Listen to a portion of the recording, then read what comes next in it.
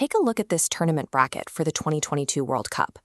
By the time we reached the knockout stages, it stopped functioning like a predictable ladder. It became a vacuum where certainty vanished, and top-seeded giants were systematically eliminated by opponents who refused to follow the script. Brazil arrived as the heavy favorites, and when Neymar scored in extra time to equal Pelé's national record, a semi-final spot seemed guaranteed. But Croatia never gave up. They forced a late equalizer, pushed the game to penalties, and watched as Marquinhos hit the post. The tournament favorites were out before the sunset. Hours later, Argentina faced a near-identical collapse. Leading 2-0 in the final seconds, they were stunned by a 101st-minute trick free kick from the Netherlands.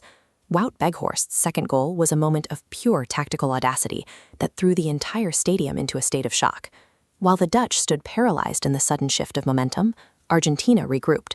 They survived a frantic extra time and secured the win through the boots of Lautaro Martinez.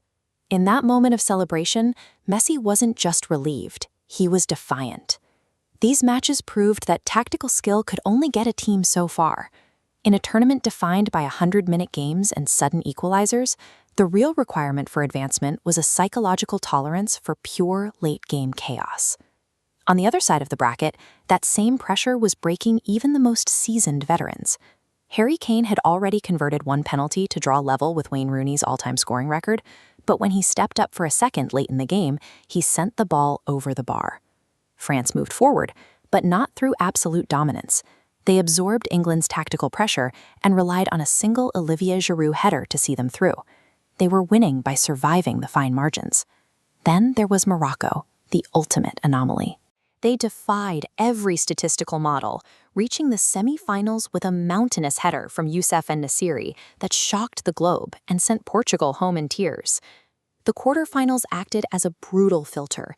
It stripped away those who couldn't handle the noise, proving that to move on, a team had to either execute with cold pragmatism or ride an unprecedented wave of momentum. The chaotic field finally narrowed to 4 teams.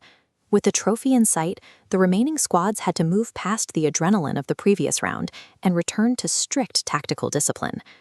Argentina began a systematic dismantling of Croatia.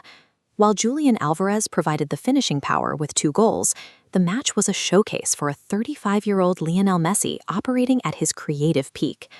Messi's marvelous mischief was on full display as he toyed with Josko Guardiola on the touchline.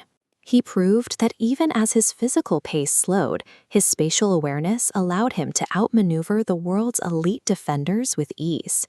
Croatia's resilience wouldn't be enough for the final, though they secured a third-place finish against Morocco, proving that their back-to-back deep tournament runs were built on a solid defensive foundation. Argentina's 3-0 victory was more than a win. It was a demonstration of growth, showing a team that had processed the trauma of the quarterfinals and emerged with a renewed sense of purpose. In the second semifinal, France had to face the massive emotional momentum of Morocco, a team that had become the sentimental favorite of the entire tournament. France bypassed the emotional trap by playing with a cold, ruthless efficiency. They struck early through Theo Hernandez and secured their spot in the final with a late tap-in from Rondal Kolo Muani, quieting the Moroccan crowd. This high-contrast collision set the stage for the perfect final. The reigning world champions were now on a collision course with a nation driven by a sense of destiny. It was the ultimate king versus heir dynamic, the aging legend in his final World Cup game against the young prodigy ready to claim his second trophy before the age of 24. The brutal gauntlet of the previous rounds had done its work. It left only the 2 most battle-tested, resilient teams on Earth to decide the winner.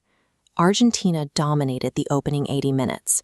A penalty from Messi and a beautiful team goal finished by Angel Di Maria seemed to have the match settled well before the final whistle. But at the 80th minute, Kylian Mbappé tore the script apart.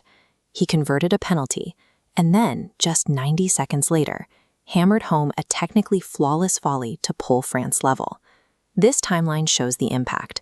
France's win probability near 0 for most of the match spiked instantaneously as Mbappé forced the game into extra time. In the extra period, data models became useless. Both teams were operating in pure exhaustion and psychological desperation.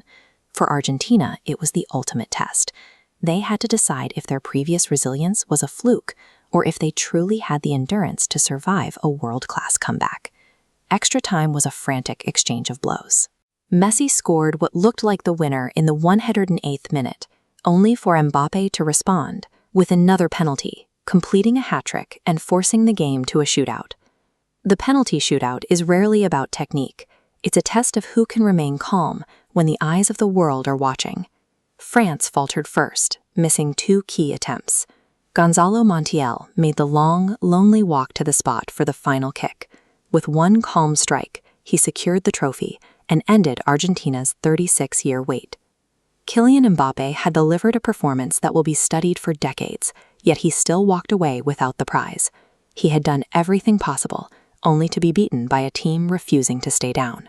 36 years after Maradona's victory in Mexico, Messi finally reached the summit. The 2022 World Cup had stripped away the giants of the game one by one, leaving only those who could endure the most volatile moments of a tournament that refused to stay predictable.